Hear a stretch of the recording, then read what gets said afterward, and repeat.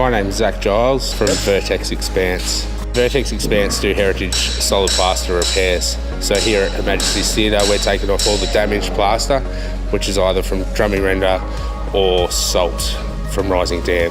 So with that process, we remove all the render off the wall. We apply a cocoon poultice, it's called, and that sucks the salts out.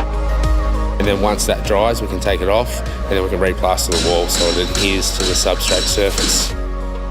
Some of it's from repairs that have been done in the recent half a century, and some of it's original, in its original state.